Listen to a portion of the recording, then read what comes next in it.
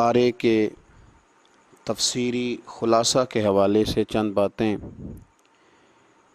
اس پارے کا آغاز سورہ احقاف کے ساتھ ہو رہا ہے۔ اللہ کریم نے فرمایا حامیم تنزیل الکتاب من اللہ العزیز الحکیم، فرمایا اتاری گئی یہ کتاب اللہ کی طرف سے جو سب سے زیادہ غالب حکمت والا ہے۔ پھر آگے اللہ تبارک و تعالی نے تیسری آیت کے اندر ایک بہت بڑی حقیقت کو بیان فرمایا اور ارشاد فرمایا ما خلقنا السماوات والارض وما بینہما الا بالحق، فرمایا کہ ہم نے زمین اور آسمان اور جو کچھ اس کے درمیان ہے اسے حق کے ساتھ پیدا فرمایا۔ کوئی چیز ایسی نہیں جو اس میں فضول ہو، باطل ہو۔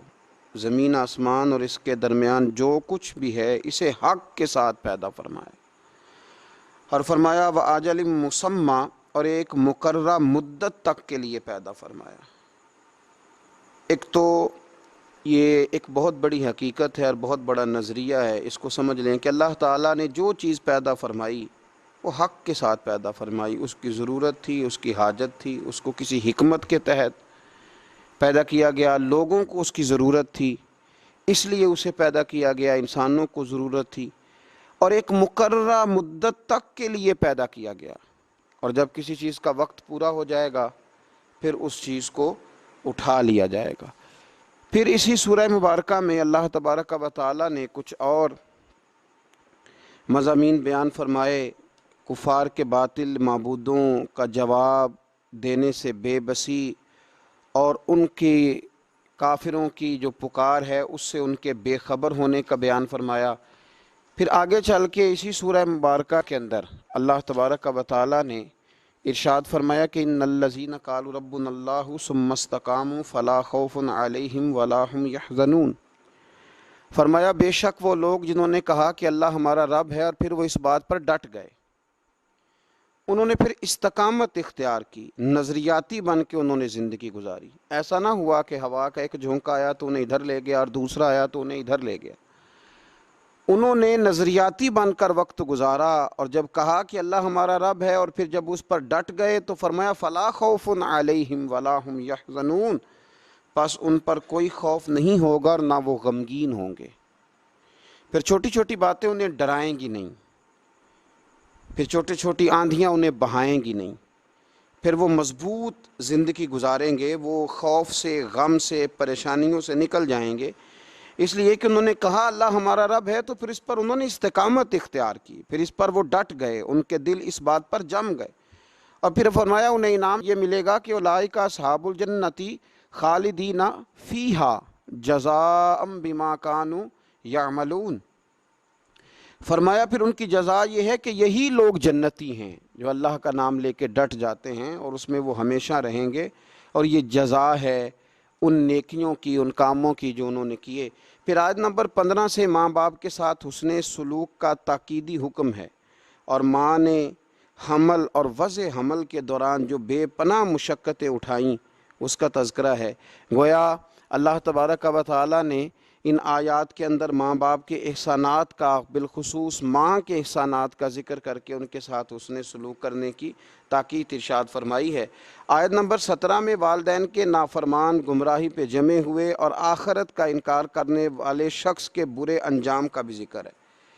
پھر اسی سورہ مبارکہ کی آیت نمبر 29 سے نبی پاک صلی اللہ تعالی علیہ وسلم کی بارگاہ میں جنوں کے حاضر ہو کر قرآن پاک سننے کا تذکرہ فرمایا کہ جنوں کی جماعت نبی پاک صلی اللہ تعالی علیہ وسلم کی بارگاہ میں حاضر ہوئی اور انہوں نے گزرتے ہوئے قرآن کو سنا اور جا کر اپنی قوم سے کہا کہ ہم نے ایسی آسمانی کتاب سنی ہے جو موسیٰ علیہ السلام کے بعد نازل ہوئی ہے اور جو پہلی آسمانی کتابوں کی تصدیق کرنے والی ہے۔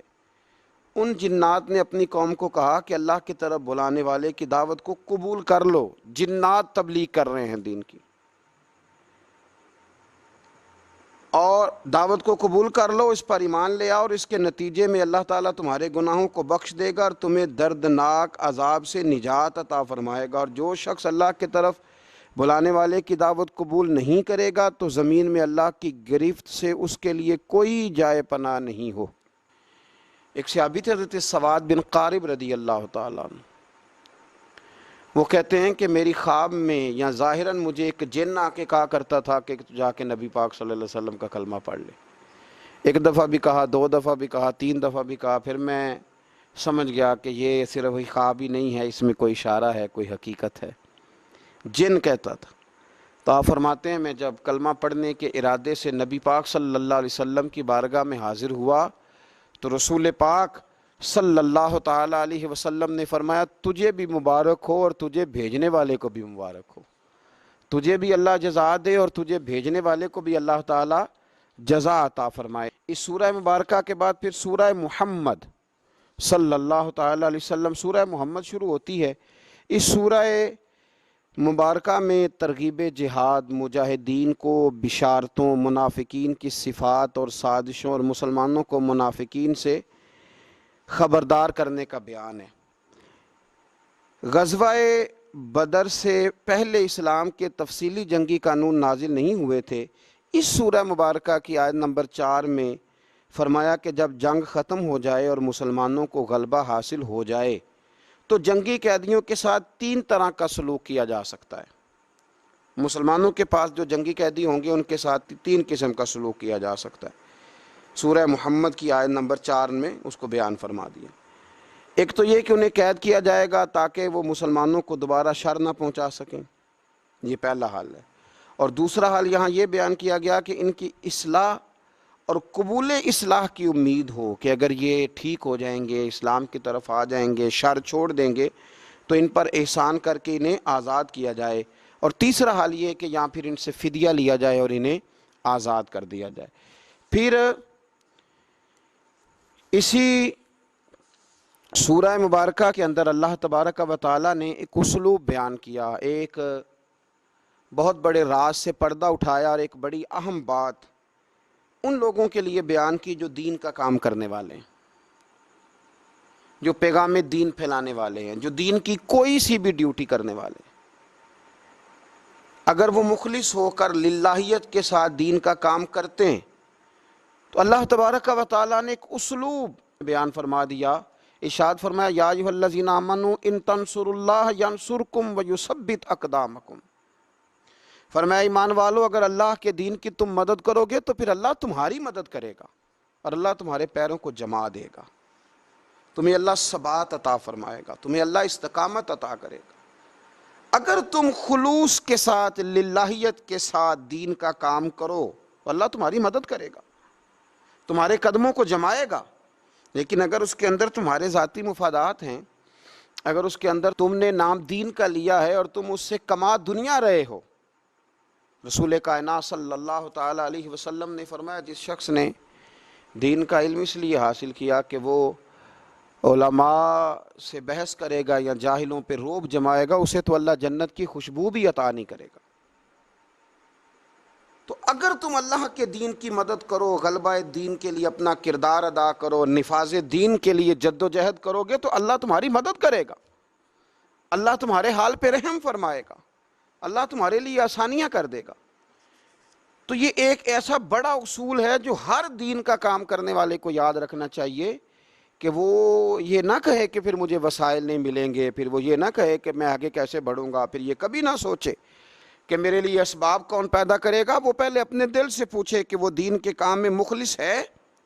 ٹھیک ہے مشکلات آئیں گی اور وہ مشکلات کا آنا بھی اس کے لیے باعث راحت بنے گا، وہ مخالف ہوا کا آنا بھی اسے اونچا اڑا لے گا، لیکن وہ دین مصطفیٰ کریم علیہ السلام کی مدد کرے۔ آج اس دور کا ایک یہ بہت بڑا نازک معاملہ ہے کہ لوگ اپنے خاندان کے لیے، قوم، قبیلے، علاقے، ملک، ملت کے لیے بڑا کچھ کرتے ہیں، لیکن وہ میٹنگ ہال کہاں گئے جہاں صرف دین کے عروج اور بقا کے لیے میٹنگیں ہوا کرتی تھی۔ آج لوگ ذاتوں کے عروج کے لیے بہت بڑے بڑے اجتماعات منعقد کر رہے ہیں، لیکن ضرورت ہے آج ان بڑے بڑے اجلاسوں کی، ان بڑے بڑے اجتماعات کی کہ جس میں عروج دین کے لیے بات کی جائے، دین کو آگے لے جا کر کے بڑھانے کی کوشش کی جائے۔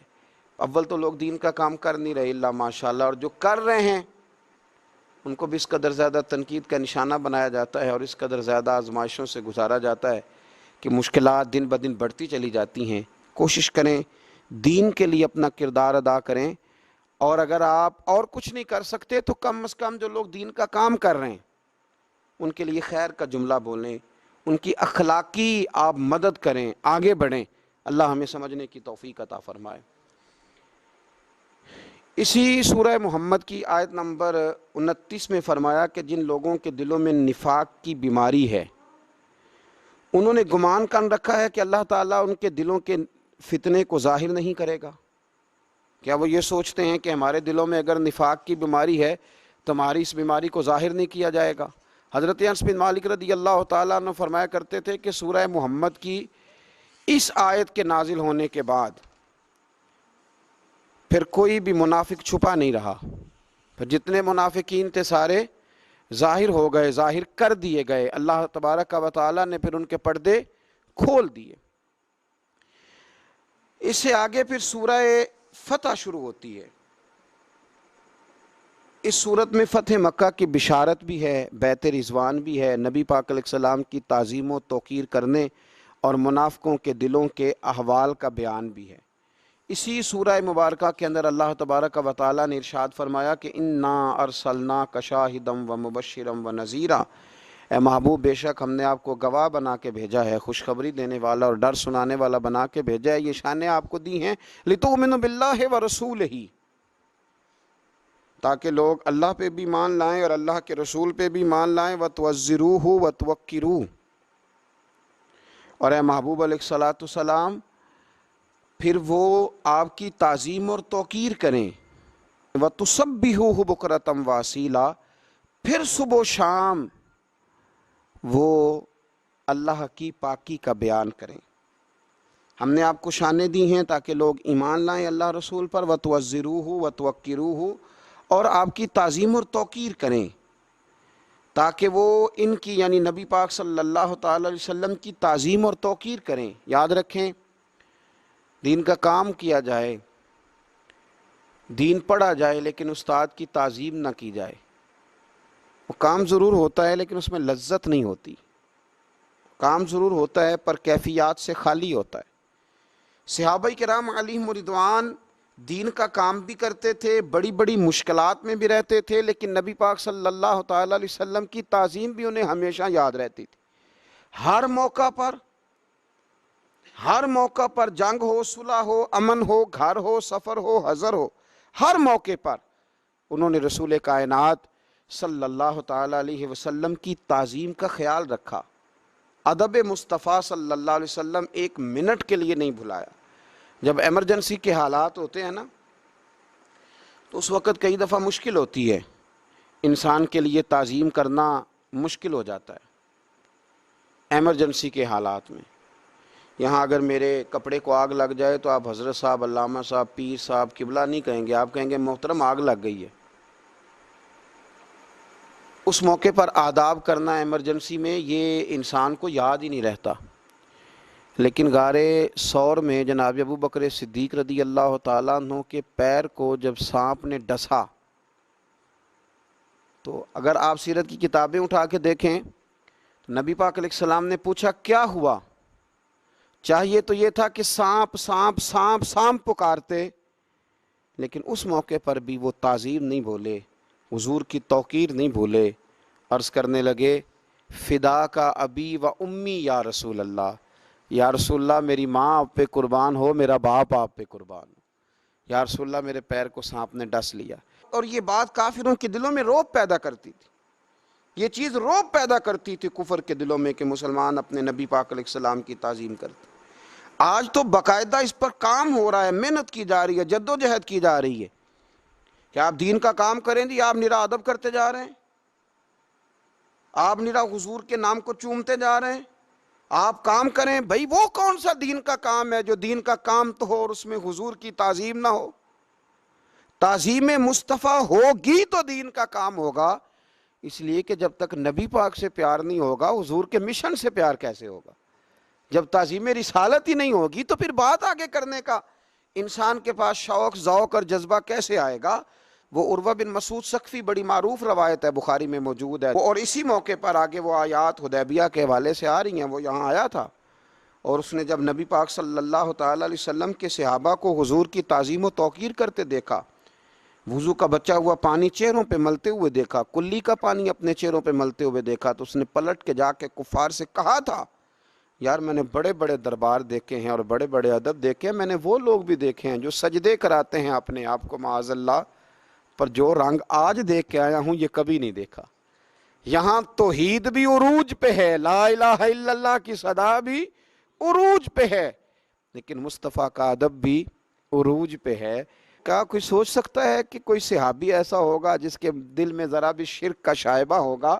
ان کی توحید انہیں مجبور کرتی تھی کہ جس شانوں والے رب نے یہ شانوں والا رسول بھیجا ہے، اس رسول کی تعظیم و توقیر کرنی چاہیے، اور وہ کرتے تھے۔ اے پائے نظر ہوش میں آ، یہ کوہ نبی ہے، آنکھوں سے بھی چلنا یہاں بے ادبی ہے۔ تو حضور کی تعظیم اور توقیر کو ہمیشہ ان لوگوں نے اپنے پیش نظر رکھا۔ آگے صلح حدیبیہ کے حوالے سے کچھ آیات آتی ہیں اسی سورہ فتح کے اندر۔ ہوا یہ کہ 1400 کے قریب صحابہ کے ساتھ نبی پاک صلی اللہ تعالیٰ علیہ وسلم قربانی کے جانور لے کر احرام باندھ کر تشریف لے گئے عمرے کے ارادے سے،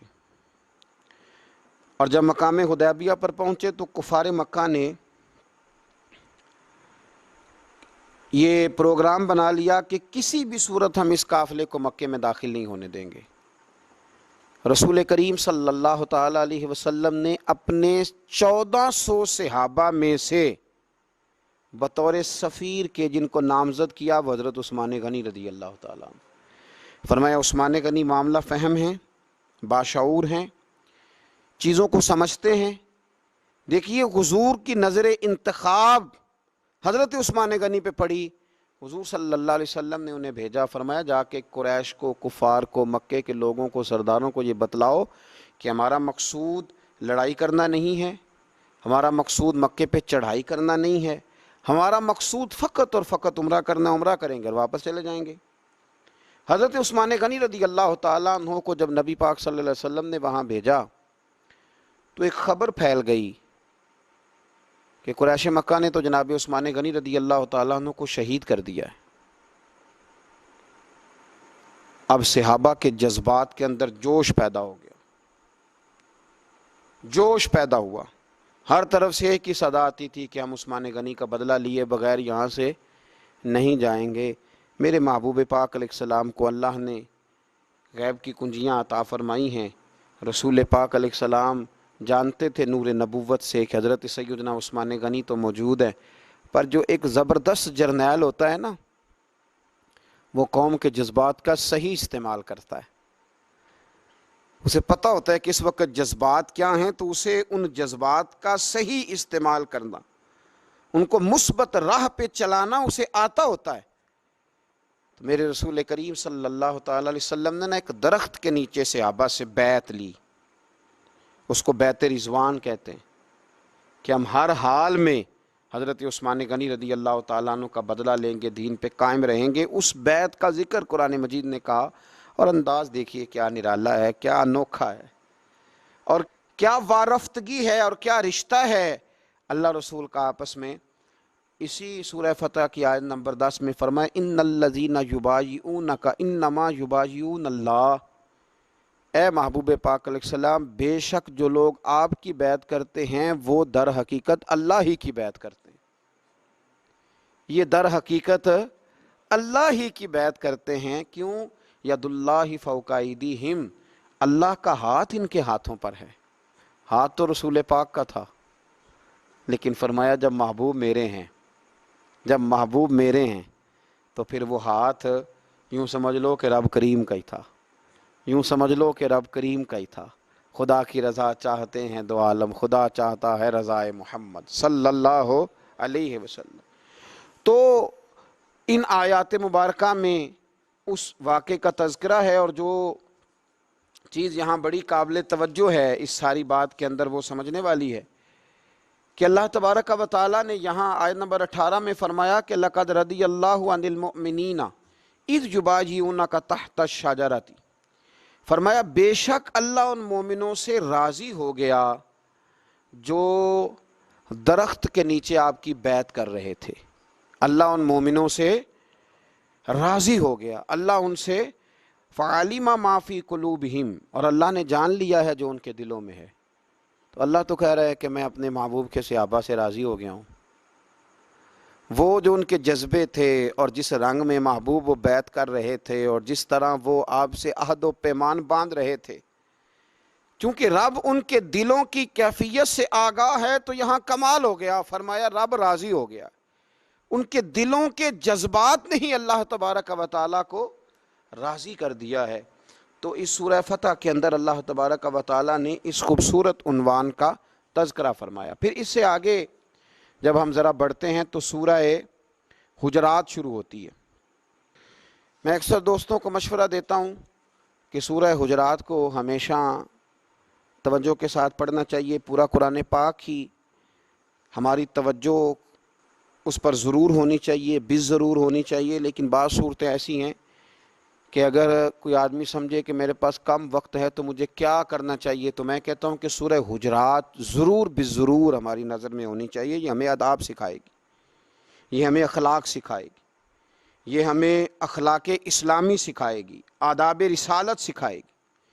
سورہ حجرات کی پہلی آیت فرمایا یا ایھا الذین آمنوا لا تقدموا بین یدی اللہ ورسولہ، اللہ اور اس کے رسول سے آگے نہ بڑھو۔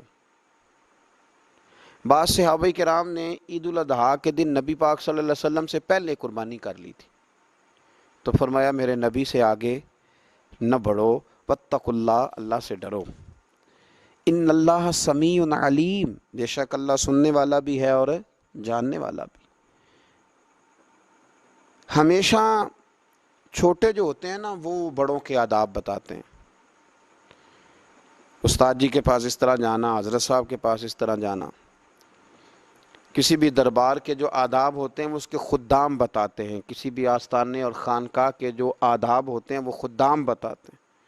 یہ عرش کے نیچے عجیب آستانہ ہے میرے رسول کریم کا، کہ جس کے آداب رب کریم بیان فرماتا ہے، جس کے آداب اللہ بیان فرماتا ہے۔ ادب گاہ ہیست زیر آسماں از عرش نازک تر، نفس گم کردہ می آیت جنید و بایدین دی جا۔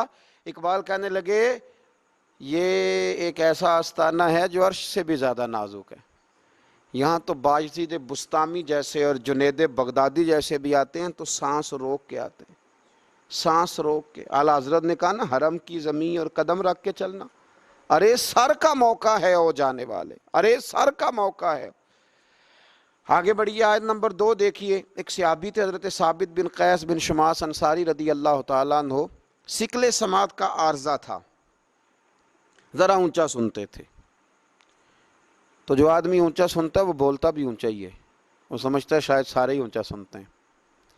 تو وہ ذرا نبی پاک صلی اللہ علیہ وسلم کی بارگاہ میں جب حاضر ہوتے، حضور کوئی بات کرتے تو وہ عرض کرتے ارائینا یا رسول اللہ، حضور ذرا میری رعایت کر دیں، یا کوئی اور لفظ، یہ لفظ بھی بعد میں قرآن میں بدل دیا گیا۔ تو وہ کہتے یا رسول اللہ صلی اللہ علیہ وسلم آپ نے کیا فرمایا؟ تو کئی دفعہ ان کی آواز اونچی ہو جاتی، یا روٹین میں بھی بات کرتے تو ذرا آواز اونچی ہو جاتی۔ تو اللہ تبارک و تعالیٰ نے کیا ارشاد فرمایا؟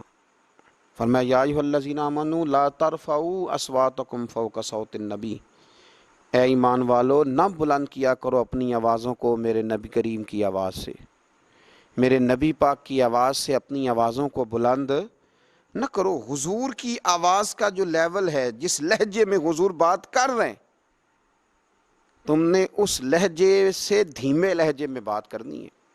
تمہاری آواز میرے محبوب کی آواز سے اونچی نہ ہو۔ وَلَا تَجْهَرُوا لَهُ بِالْقَوْلِ كَجَهْرِ بَعْضِكُمْ لِبَعْضٍ، اور فرمایا نہ زور سے آپ کے ساتھ بات کرو جس طرح تم ایک دوسرے کے ساتھ زور کے ساتھ بات کرتے ہو، اس طرح آپس میں تم کبھی بات کر لیتے ہو تو بے تکلف بھی ہو جاتے ہو، تو زور کے ساتھ بھی بات کر لیتے ہو۔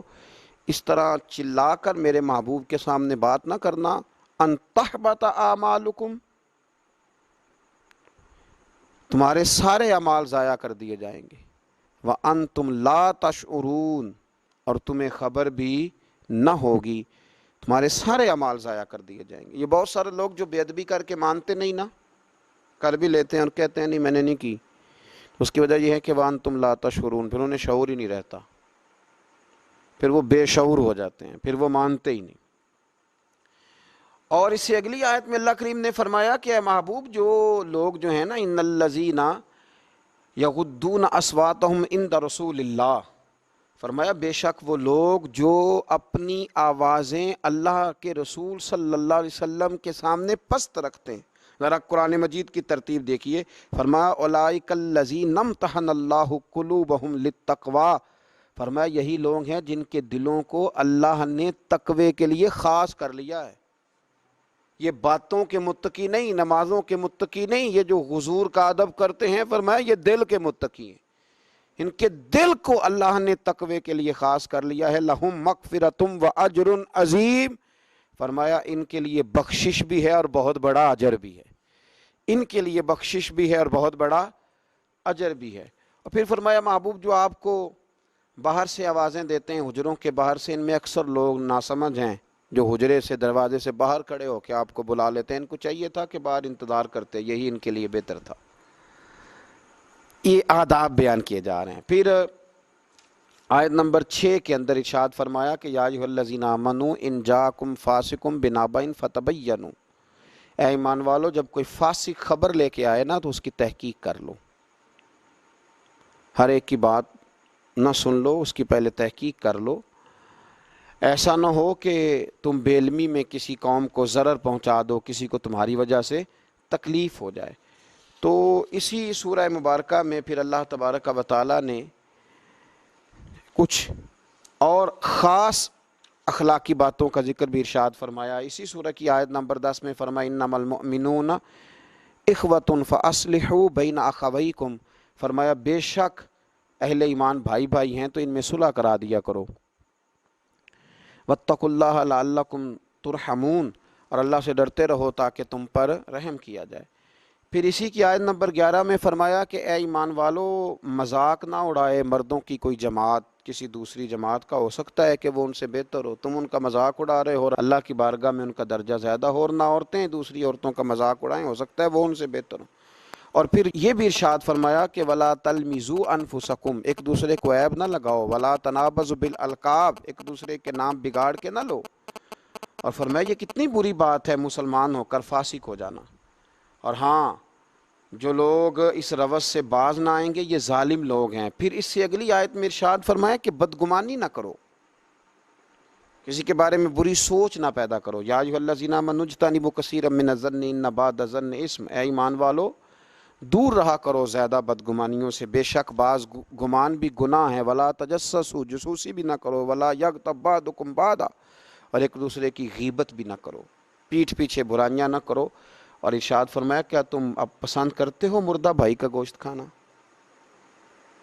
گویا غیبت کرنا مرے ہوئے بھائی کا گوشت کھانا ہے، مرے ہوئے بھائی کا۔ انسان کا ویسے بھی یہاں لا کے رکھا جائے نا، کہہ دیا جائے معاذ اللہ انگلی کٹی ہوئی تو خوف سے لوگ کانپ جائیں گے، مرے ہوئے آدمی کی انگلی اور پھر اس کا گوشت کھانا مرے ہوئے بھائی کا، کس قدر سفاکی کی بات۔